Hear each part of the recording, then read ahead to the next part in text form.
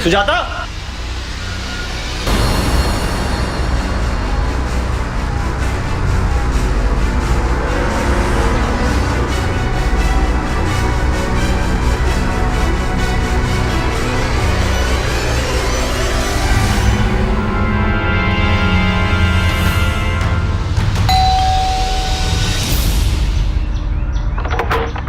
विनय भाई सब ठीक, घबराए हुए लग रहे हैं। उमेश भाई, आपने सुजाता को कहीं देखा क्या? उसका फोन नहीं लग रहा, पता नहीं 4 घंटे से कहाँ लापता है वो। नहीं, मैंने तो नहीं देखा। अर्चना भाभी, सुजाता आपके पास आई थी क्या? नहीं तो। पता नहीं वो कहाँ चली गई, उसका फोन भी ऑफ है। मिस्टर विनय। जी कहिए। मैं इंस्पेक्टर सूर्या। आप जल्द से जल्द पुलिस स्टेशन आ जाइए, शिनाख्त करनी है।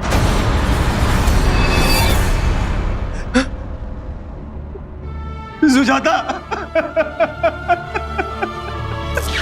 अगर किसी परिवार का एक सदस्य रहस्यमय तरीके से अचानक लापता हो जाए और फिर कुछ समय बाद उसकी लाश मिले तो उस परिवार पर तो मानो पहाड़ ही टूट पड़ेगा। ऐसे परिवार की मनोदशा क्या होगी, इसकी हम और आप तो कल्पना भी नहीं कर सकते हैं। इस केस में भी ऐसा ही कुछ हुआ था, लेकिन वजह क्या थी इस हत्या की, यह जानने के लिए हमें चलना होगा 1.5 साल पीछे, जहां आप देखेंगे कि लालच और धोखा किस कदर इंसान को, उसकी सोच को और उसकी जिंदगी को बर्बाद कर देता है।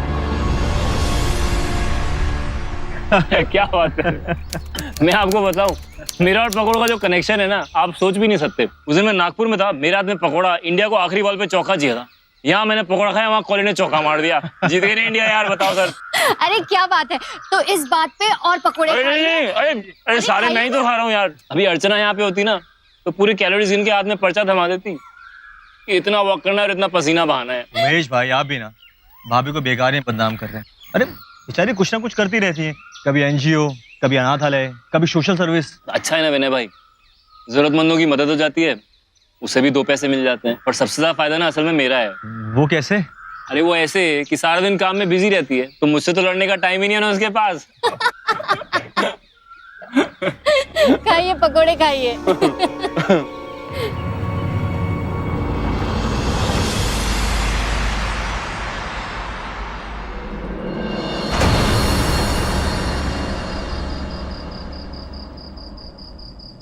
विनय सुनो ना।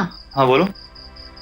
एक बात कहूँ, क्या है ना, तुम दिन भर घर से बाहर रहते हो काम के सिलसिले में, और मैं घर पे बोर हो जाती हूँ।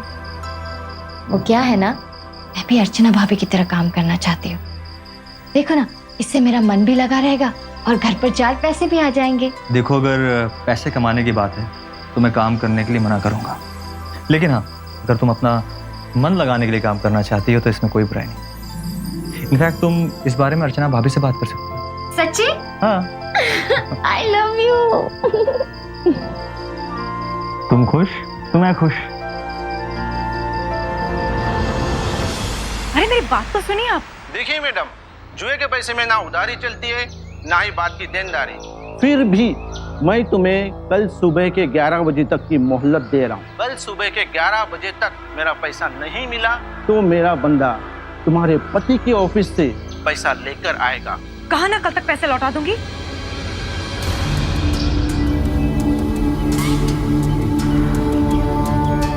हाय अर्चना भाभी। हाँ ठीक। मुझे ना आपसे कुछ बात करनी है। हाँ हाँ, बस आ रही हूँ।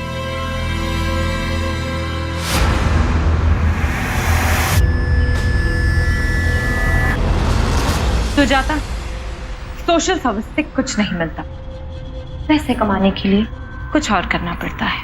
क्या भाभी? लॉटरी डालती हूँ, सुना तो होगा, किटी बीसी। इसमें हर महीने किश्त की एक रकम जाती है। एक किश्त समझ लो हो गई 10,000 रुपए की, तो 12 महीनों के हिसाब से हो गए 1,20,000 रुपए। लेकिन पते की बात यह है, जो सबसे आखिर में पाई उठाता है उसे सिर्फ 11 किस्तें देनी पड़ती है। यानी 1,10,000 डालो तो 1,20,000 मिलेंगे। इतना ब्याज तो बैंक भी नहीं देता। तुम्हें पता है सुजाता, मैं अपनी सेविंग्स ना इन्हीं किटीज में डालती हूँ। भाभी, मैंने भी कुछ सेविंग्स कर रखी है। मेरी भी एक बीसी डलवा दीजिए ना। हाँ हाँ, क्यों नहीं। अब कल ही एक नई किटी चल रही है, मैं काम करती हूँ, मैं तुम्हारे पैसे उसी में डलवा देती हूँ। वैसे तो कम से कम 10,000 की एक किस्त बनती है, लेकिन हाँ, अगर तुमने 3 किस्तें एक साथ दी तो तुम्हें पूरे 10% ऑफ मिलेगा। अरे वाह, इतने पैसे तो है मेरे पास, मैं कल ही लेकर आती हूँ। अच्छा, तो अब मैं चलती हूँ। हाँ, वाह, इतने सुंदर कंगन, काफी भारी लगते हैं। विनय ने गिफ्ट किया था, 10 तोले का है। अब अच्छा भाभी, अब मैं चलती हूँ, बाय।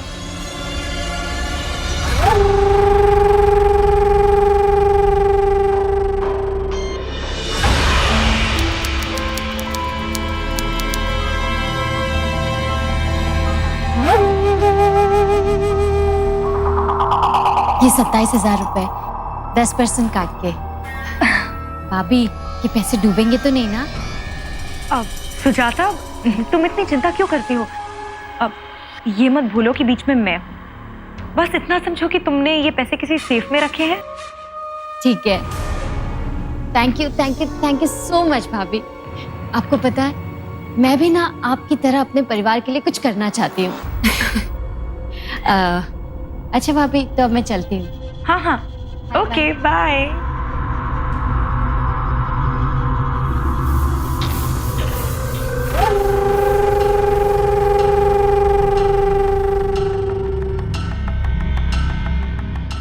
हेलो, सुनो, अपने आदमी को भेज दो पैसे उठवाने के लिए, और हाँ, टाइम ठीक से नोट कर लेना, पूरे 11 बजे।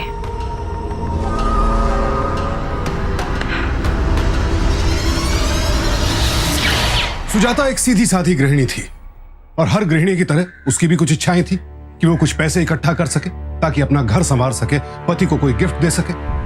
ऐसे में अर्चना की ओर से मिला ऑफर उसे ऐसा लगा मानो कुबेर का खजाना मिल गया हो, और बरसों से पास रह रही पड़ोसन पर विश्वास न करने की उसके पास कोई वजह भी नहीं थी। लेकिन क्या अपने पति से यह बात छिपाकर उसने सही फैसला किया? इस सवाल का जवाब सुजाता को मिलने वाला था 1 साल बाद।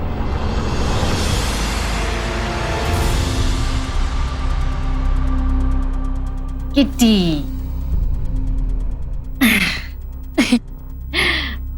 आज पूरे 1 साल हो गए हैं, 11 किस्तें भी भर दी। अब पैसे कमाने की बारी। मैं अर्चना भाभी को फोन करती हूँ।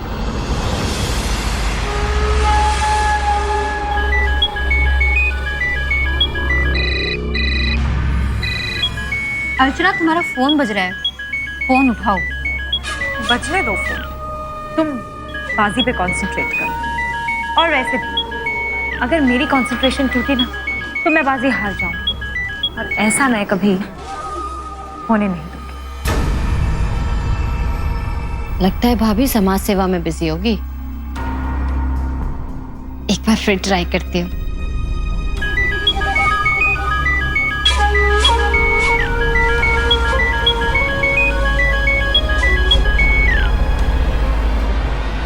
प्रॉब्लम ही खत्म, स्विच ऑफ कर दिया।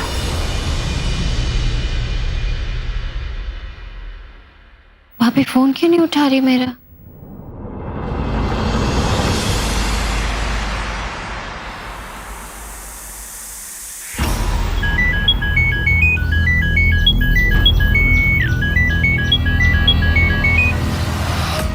हेलो, हेलो अर्चना भाभी। हाँ, वो आपने कहा था ना कि 4 दिन बाद पैसे मिलेंगे, इसलिए मैं कॉल कर रही हूँ। देखो सुजाता, हाँ मैंने कहा था, लेकिन अब 4-5 दिन के लिए अकाउंटेंट नहीं है तो मैं क्या करूँ, कहाँ से लाऊं पैसे? और हाँ सुजाता, बार बार कॉल करने से ना तुम्हारे पैसे बढ़ नहीं जाएंगे, और ना ही फोन नहीं करने से तुम्हारे पैसे कम हो जाएंगे, तो प्लीज थोड़ा सब्र करो। पर कम वक्त, ये तो पीछे ही पड़ गई है। कहाँ से लाऊं 1,20,000 रुपए? गॉड, कोई तो रास्ता दिखाइए।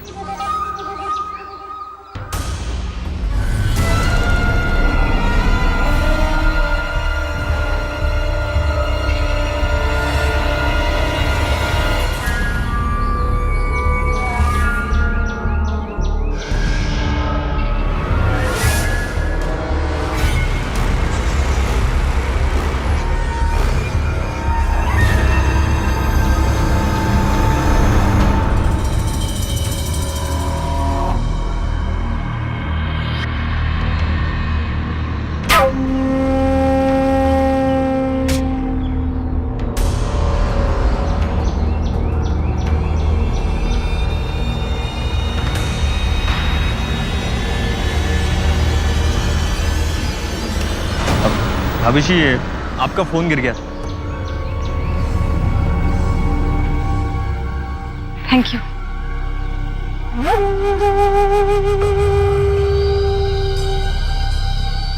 क्या हुआ भाभी जी, अब कुछ परेशान दिख रही हैं? नहीं नहीं भाई साहब, ऐसी कोई बात नहीं है। देखिए हम आपके पड़ोसी नहीं, आपके रिश्तेदार भी हैं। बताइए क्या बात है? अब क्या बताऊं भाई साहब, उमेश को फैक्ट्री में थोड़ा नुकसान हो गया है। लेनदारों की लाइन लगी हुई है पैसे लेने के लिए, लेकिन हमारे पास तो पैसे ही नहीं है देने के लिए। वैसे मैंने 3 लाख का इंतजाम कर दिया है, लेकिन 2 लाख का इंतजाम करना बाकी है। समझ नहीं आ रहा कैसे करूं। अभी पर उमेश भाई ने मुझे इस बारे में कुछ नहीं बताया। आप तो जानते हैं ना भाई साहब कि वो कितने स्वाभिमानी हैं। देखिए आप चिंता मत कीजिए, मेरे पास पैसे हैं, मैं आपको देता हूँ ना। नहीं नहीं भाई साहब, ऐसे कैसे? वो उमेश को पता चलेगा तो उन्हें बहुत बुरा लगेगा। देखिए मैं आपको पैसे देता हूँ, आप भाई साहब को दे देना, और जब आपके पास पैसे वापस आ जाएंगे तो मुझे वापस कर दीजिएगा। उनको कानों का खबर नहीं लगेगी, मैं वादा करता हूँ। ठीक है भाई साहब।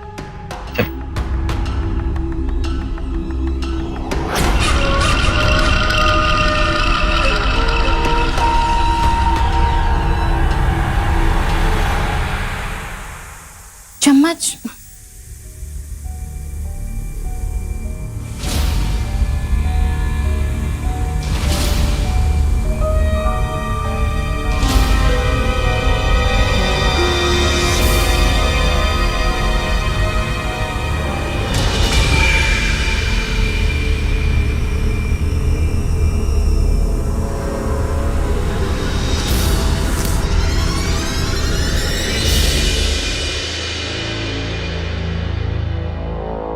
ये रहे आपके गर्मा गर्म पोहे। Thank you. अच्छा सुजाता, आप सेफ में से 2 लाख रुपए निकाल के लाना। अभी लेकर आते, आप तब तक खाइए।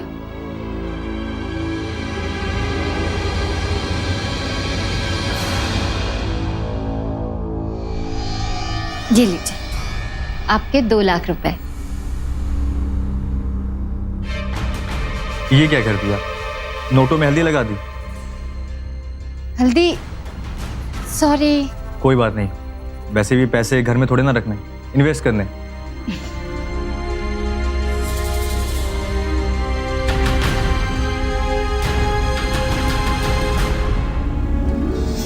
उमेश भाई को पता ना चले इसलिए मैंने आपको यहाँ बुलाया। ये लीजिए 2 लाख रुपए। थैंक यू भाई साहब, मैं 2-3 महीने में लौटा दूंगी। अरे कोई बात नहीं, ये पैसे अपने घर में ही जा रहे हैं। बस उमेश को मत। आप फिक्र मत कीजिए, उमेश भाई को इस बारे में कुछ नहीं पता चलेगा, ठीक है? Thank you. ठीक है, मैं चलता हूँ।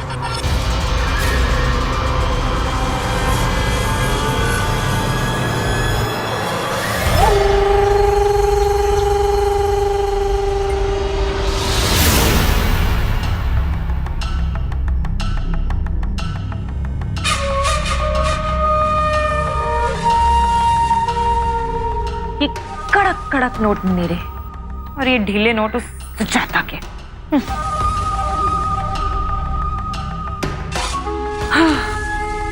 पत्नी की टोपी पति के सर। गॉड, कितने बेवकूफ होते हैं लोग इस दुनिया में। अब आएगा मजा। अब इसमें से 1,20,000 दूंगी उस सुजाता को, और बाकी के 80,000 की मैं करूंगी गैम्बलिंग, और उससे बनाऊंगी 2 लाख। ये लो सुजाता, पूरे पैसे हैं, और तुम बेकार में ही जल रही थी। ऐसी बात नहीं है भाभी, वो क्या है ना, उनसे छिपाकर पैसे दिए थे, तो थोड़ा डर तो लगता ही है ना। अच्छा, तुम कहो तो इन पैसों को भी कहीं और लगा दूं? अरे नहीं नहीं, पहले तो इन पैसों से मैं उनके लिए कोई गिफ्ट खरीदूंगी। 1 साल इंतजार जो किया है।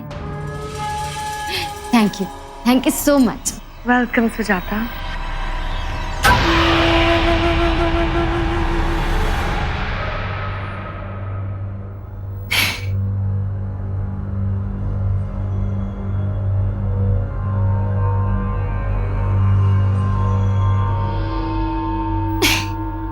मेरी पहली कमाई।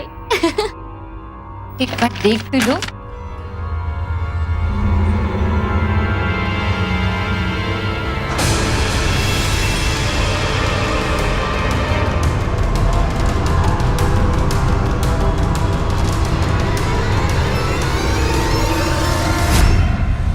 ये लीजिए आपके 2 लाख रुपए।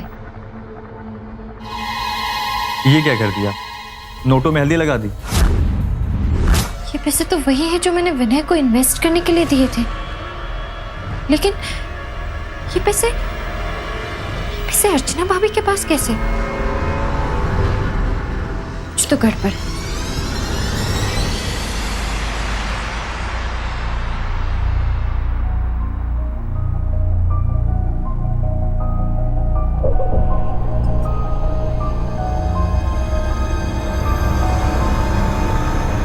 आ गए आप?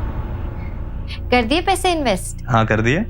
अच्छा एक बात तो बताइए, वो 2 लाख रुपए आपने कहाँ इन्वेस्ट किए? क्या बात है, आज तुम कुछ ज्यादा ही जेम्स बॉन्ड बन रही हो। कर दिए कहीं इन्वेस्ट? अच्छा ठीक है, रहने दीजिए, मत बताइए अगर नहीं बताना है तो। आखिर अब आप मुझे बताएंगे ही क्यों? मैं लगती ही क्या हूं आपके? अच्छा बाबा अब तुम रूठो मत, मैं बताता हूँ क्या बात है, लेकिन ये बात तुम किसी को नहीं बताओगे। दरअसल कुछ दिन पहले मुझे अर्चना भाभी मिली थी, बेचारी बहुत परेशान थी। अब क्या बताऊं भाई साहब, उमेश को फैक्ट्री में थोड़ा नुकसान हो गया है, लेनदारों की लाइन लगी हुई है पैसे लेने के लिए, लेकिन हमारे पास तो पैसे ही नहीं है देने के लिए। देखिए आप चिंता मत कीजिए, मेरे पास पैसे हैं, मैं आपको देता हूँ ना। अच्छा आप खुश? अच्छा मैं फ्रेशन अप हो लेता हूँ, प्लीज खाना लगाओ, मुझे बहुत भूख लगी है। ओके जी।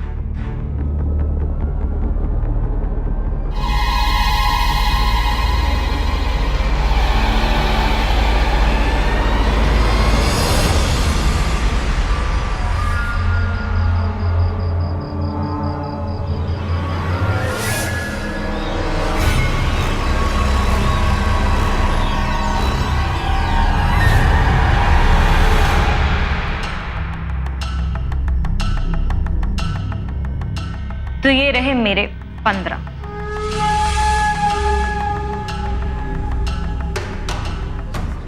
ये लो 20।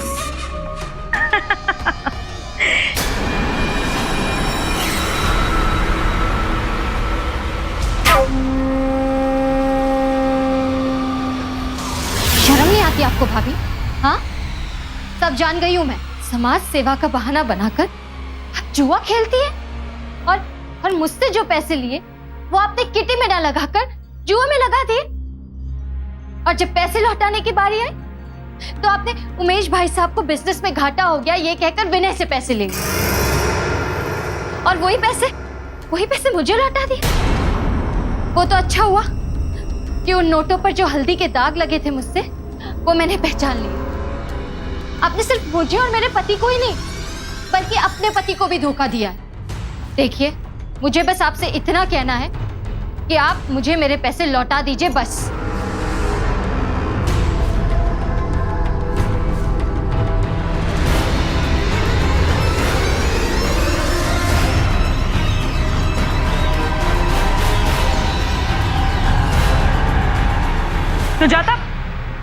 सुजाता सुनो, रुको सुजाता, देखो आई एम सॉरी, मुझसे भूल हो गई, मैं भटक गई थी, लेकिन मैं प्रॉमिस करती हूँ कि मैं विनय के पैसे पूरे 3 महीनों में लौटा दूंगी। नहीं देखो, मेरे पति ना बहुत मेहनत से पैसे कमाते, 3 महीने नहीं 3 दिन, मुझे 3 दिन में मेरे पैसे वापस चाहिए, 3 दिन में, वरना मैं उमेश भाई साहब को तुम्हारे समाज सेवा और किटी पार्टी के बारे में सारी बात बता दूंगी।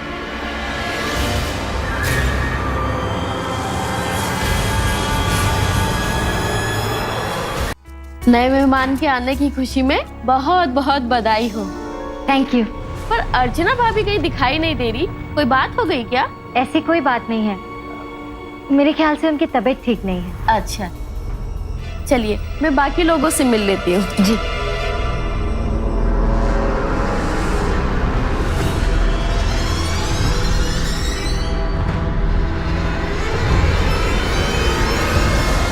देखो सुजाता, प्लीज प्लीज मुझे थोड़ा सा वक्त दो। मैं तुमसे कह रही हूँ कि मैं तुम्हारे पैसे लौटा दूंगी, प्लीज। ताकि तुम किसी और को फंसाकर उनसे पैसे ऐड सको ना। मुझे मेरे पैसे आज चाहिए, अभी। अरे जब पैसे नहीं है तो कहाँ से दूं? कहाँ ना थोड़ा इंतजार करो। ठीक है, कोई बात, मैं अभी उमेश भाई साहब को फोन करती हूँ। क्या तुम मेरी पोल खोलोगी? मेरी सच्चाई दुनिया को बताओगी? मेरे पति के सामने मुझे नीचा दिखाओगी? हाँ, तुम्हारे पति के सामने क्या, मैं पूरी दुनिया को तुम्हारा असली चेहरा दिखाऊं कि तुम कितनी शातिर, एक नंबर की जुआरी और धोखेबाज औरत हो। मेरी सच्चाई बताने के लिए तू जिंदा रहेगी तब ना।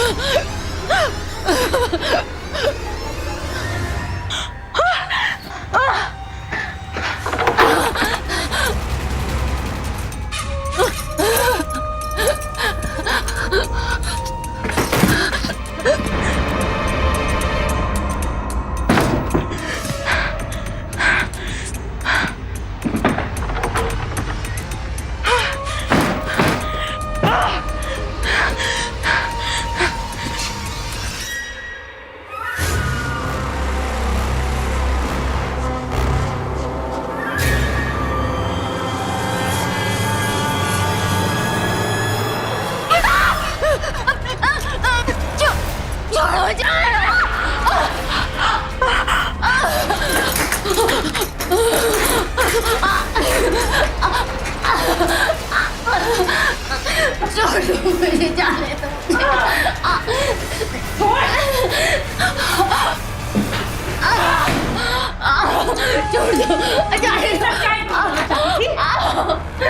छोड़ दो।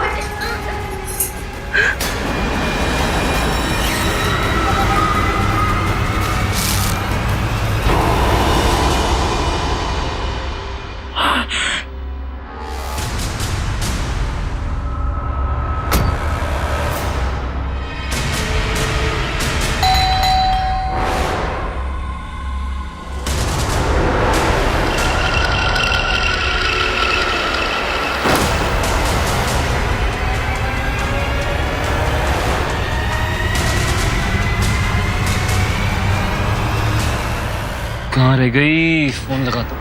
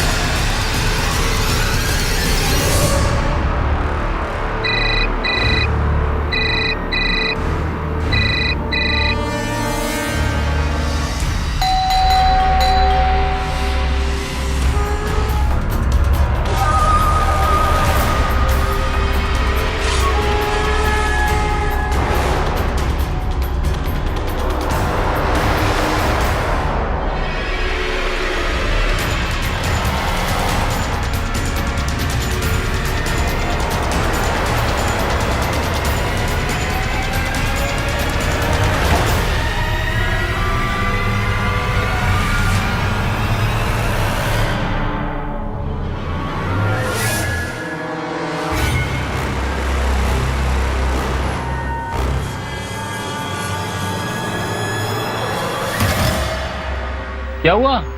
इतनी देर से घंटी बजा रहा हूँ, फोन भी किया तुमको? सो गई थी? अच्छा चलो, बड़ी भूख लगी, खाना खिलाओ ना कुछ यार। हाँ ओके।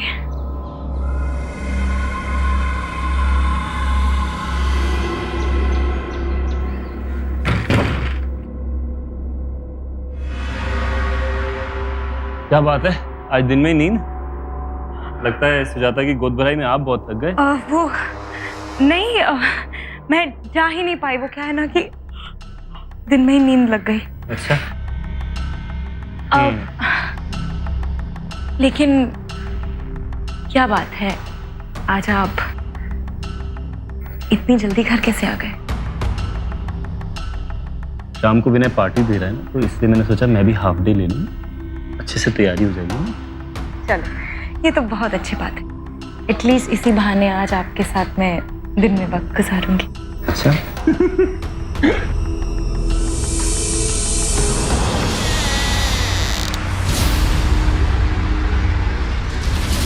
सुजाता,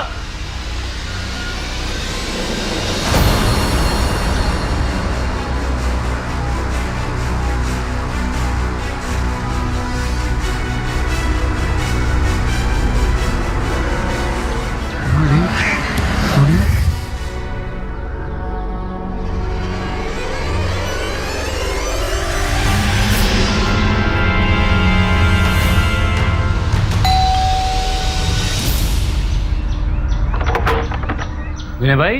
उमेश भाई, आपने सुजाता को कहीं देखा क्या? उसका फोन नहीं लग रहा, पता नहीं 4 घंटे से कहाँ लापता है वो। नहीं, मैंने तो नहीं देखा। अर्चना भाभी, सुजाता आपके पास आई थी क्या? नहीं तो। पता नहीं वो कहाँ चली गई, उसका फोन भी ऑफ है। ओहो भाई साहब, आप भी ना फालतू में चिंता कर रहे हैं।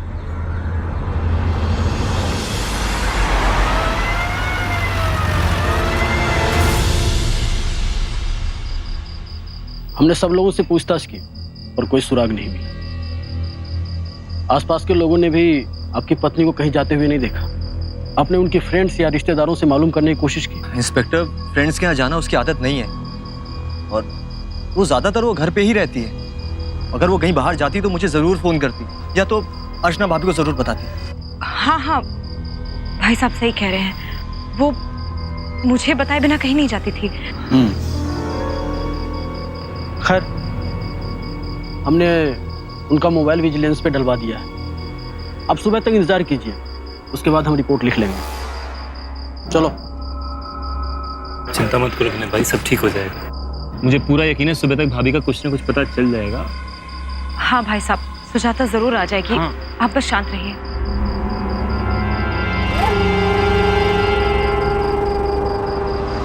मीरा जी बहुत घबरा रहा है भाई साहब।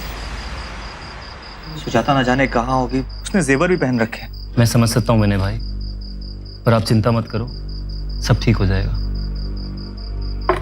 कॉफी। आप लीजिए, कॉफी पीजिए।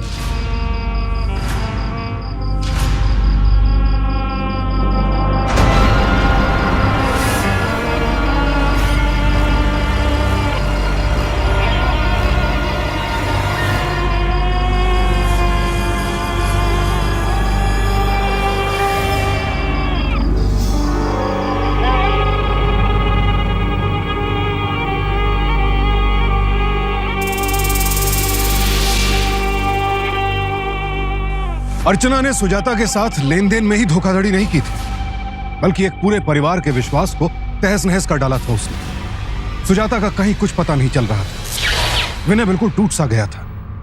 उसकी पत्नी गर्भवती थी, कहीं उसका पता नहीं चल रहा था, फोन बंद आ रहा था। लिहाजा तरह तरह के डर विनय को घेरने लगे थे। हमें बचपन से सिखाया जाता है कि सबसे ज्यादा विश्वास अपने परिवार के सदस्यों पर करना चाहिए और उसके बाद पड़ोसियों पर। लेकिन अगर किसी वजह से यह विश्वास शक के घेरे में आ जाए तो इससे परिवार का सिर्फ एक सदस्य नहीं, पूरा परिवार प्रभावित होता है। और यही हो रहा था इस परिवार के साथ। फिलहाल परिवार सुजाता की तलाश में जुटा था, इस बात से अनजान कि अगले मोड़ पर कितना कड़वा सच उनका इंतजार कर रहा था। उठो ना, उठो ना। क्या हुआ, आज ऑफिस नहीं जाना है क्या? नहीं, आज नहीं जाऊंगा यार, मैं थक गया हूँ बहुत। रात भर विनय के साथ था, मैं सो ही नहीं पाया। अच्छा। पर तुम सुबह सुबह तैयार होके कहाँ जा रही हो? मैं? आपके पास तो नींद का बहाना है, लेकिन मैं तो एक अच्छी पड़ोसी हूँ ना, तो मैंने सोचा कि विनय के लिए जाकर चाय नाश्ता बना देती हूँ। सॉरी यार, तुम रहने दो, मैं ही जाता हूँ। मैं काम करूँ ना, मेरी आयरन निकालो ना शर्ट प्रेस करने के लिए। नहीं। क्या हुआ? मतलब मैं हूं ना, मैं कर देती हूँ, आप जाकर फ्रेश हो जाइए। How sweet. ठीक है मैं जाता हूं। अरे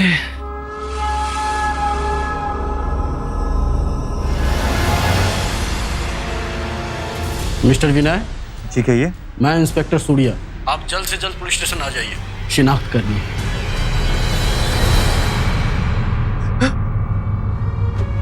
सुजाता।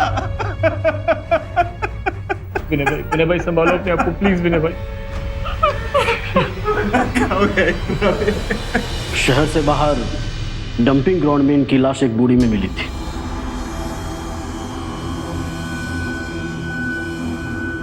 सुजाता वहां क्या करने चाहिए? जहां तक मेरा तजुर्बा है, ये वहां नहीं गई थी, क्योंकि इनके पैरों में न चप्पल थी न जूतियां, न ही शरीर पर कोई गहने थे। मारने वालों ने किसी और जगह मारकर इनकी लाश को ठिकाने लगाने के लिए एक बोरी में डालकर डंपिंग ग्राउंड में फेंक दिया। इनके मोबाइल की लास्ट लोकेशन आपके घर के पास ही ट्रेस हुए है। खैर, आप चिंता मत कीजिए, बहुत जल्द उसे हम पकड़ लेंगे।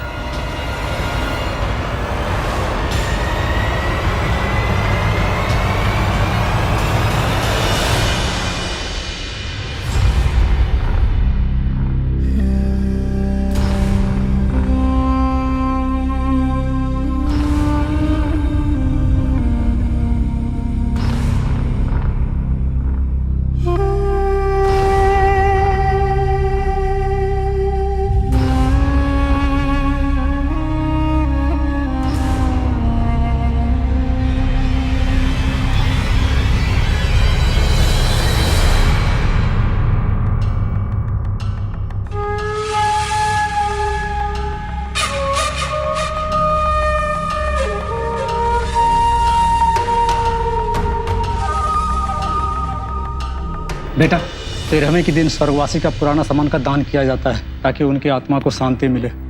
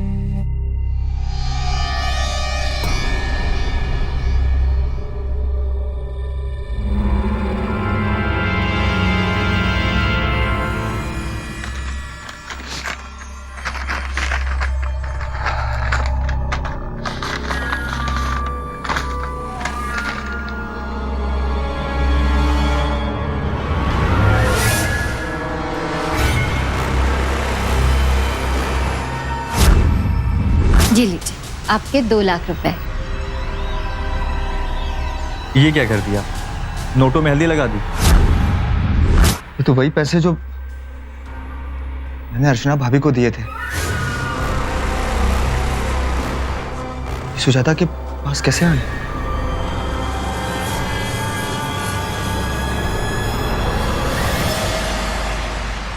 अच्छा हो विनय भाई जो आपने ऑफिस फिर से ज्वाइन कर लिया, क्योंकि जितना जल्दी इन सब बातों से बाहर आओगे ना उतना ही ठीक रहेगा। वैसे उमेश भाई, ठीक कहा आपने। आपका धंधा कैसा चल रहा है? काफी मंदी होगी नहीं? नहीं यार, मेरे धंधे में कहाँ मंदी है, उल्टा इस बार तो पहले से ज्यादा मुनाफा हुआ है। हाँ चलो खैर, मैं चलता हूँ। हाँ ठीक है, आप ख्याल रखो जी। गुड नाइट, मैं कल मिलता हूँ आपसे।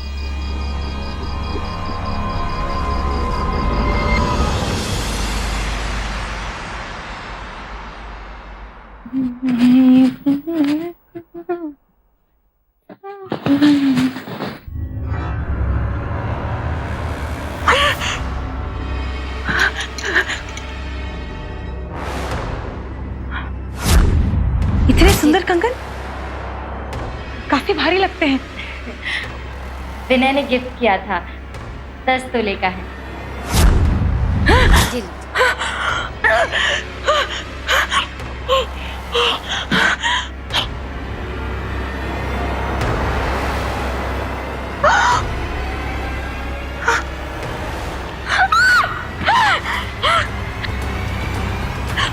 क्या हुआ?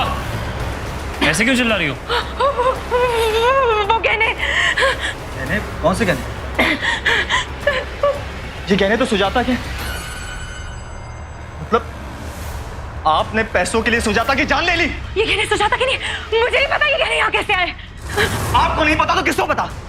ये गहने आपके पास है तो जाहिर सी बात है आपने सुजाता की जान ली है। नहीं, मैंने उसकी जान नहीं ली है, ये उसके गहने नहीं है। झूठ मत बोलिए आप। इन गहनों को मैं अच्छे से जानता हूँ, इन्हें मैंने खुद बनवाए थे। आपने ही सुजाता की जान ली है। अरे ये गहने सुजाता की कैसे हो सकते हैं? क्योंकि मैंने अपने हाथों से उन्हें गलाकर बेचा है। क्या?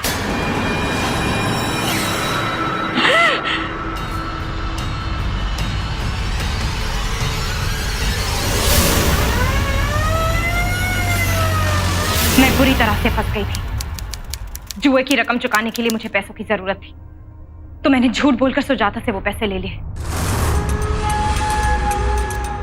ये 27,000 रुपए 10% काट के। फिर उसे लौटाने के लिए मैंने विनय से झूठ बोलकर पैसे लिए। उमेश भाई को पता ना चले इसलिए मैंने आपको यहाँ बुलाया। ये लीजिए 2 लाख रुपए। थैंक यू भाई साहब। लेकिन वो सुजाता, वो सब कुछ जान गई थी। वो मुझे ब्लैकमेल करने लगी थी कि अगर मैंने उसके पैसे उसी दिन नहीं लौटाए तो वो सब कुछ जाकर उमेश को बता देगी। फिर मेरे पास कोई रास्ता नहीं बचा और गुस्से में आकर मैंने उसका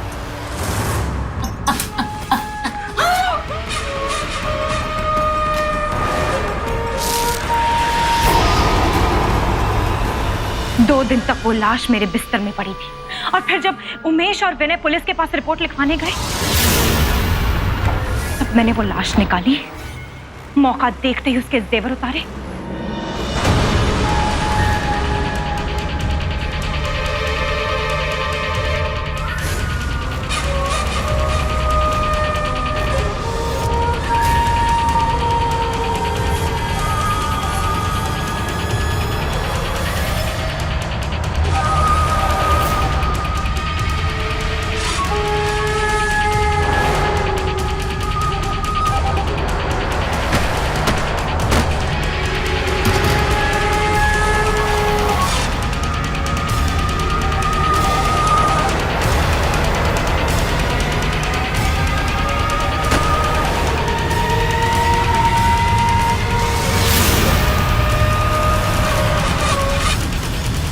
डिक्की में डालकर उसे डंपिंग यार्ड में फेंकाई।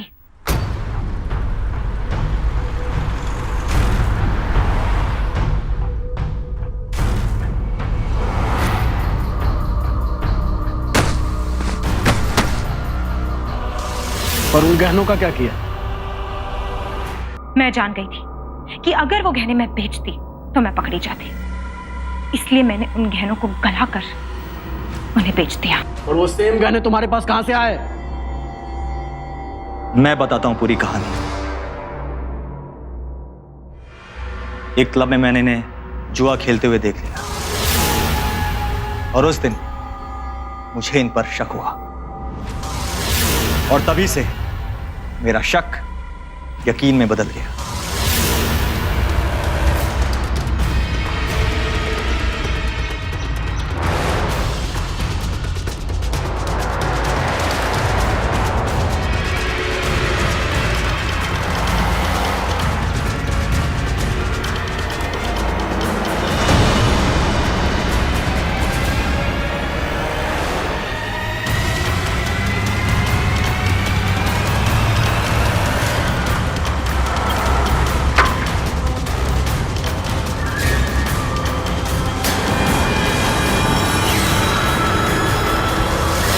जब विनय ने मुझे सारी बात बताई तो मुझे लगा ये सरासर झूठ बोल रहा है, लेकिन इसका वहम दूर करने के लिए और तुम्हें बेकसूर साबित करने के लिए मैं इसके प्लान का हिस्सा बना।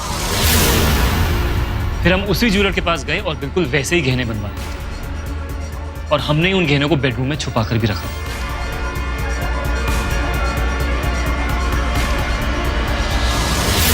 इंस्पेक्टर साहब, मुझे लगा था कि ये बेकसूर है, लेकिन मेरा यकीन गलत साबित हुआ। आप इसे अरेस्ट कीजिए सर और कड़ी से कड़ी सजा दीजिएगा। अरेस्ट करो इसका। बड़ा उसका। रुकिए इंस्पेक्टर।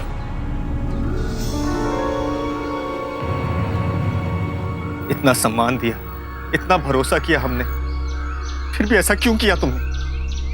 इतना बड़ा विश्वासघात। अरे पड़ोसी तो परिवार का हिस्सा होते, जिस थाली में खाया उसमें ही छेद कर दिया। क्यों किया तुमने? ले चलो इसका।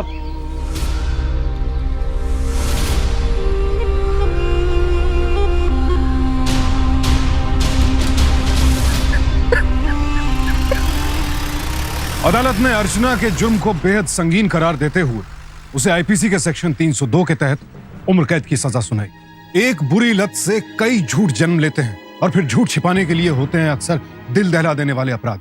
यही हुआ सुजाता और अर्चना के केस में। अपनी जुए की लत छिपाने के लिए अर्चना ने सुजाता और विनय से झूठ बोला और फिर वो झूठ बाहर ना आ जाए, इस डर से उसने सुजाता के साथ साथ उसकी कोख में पल रहे बच्चे को भी मार डाला। तो सतर्क रहिए अर्चना जैसे शातिर लोगों से। विश्वास करना अच्छी बात है, लेकिन अंधा विश्वास कई बार आपको अपराध के अंधे कुएं में धकेल देता है। और फिर कैसे एक हंसता खेलता परिवार पल भर में तबाह हो जाता है, यह तो आपने इस केस में देखा ही। लेकिन दाद देनी होगी सुजाता के पति की, जिसने इतनी कठिन परिस्थितियों के बावजूद अपने घुटने नहीं टेके।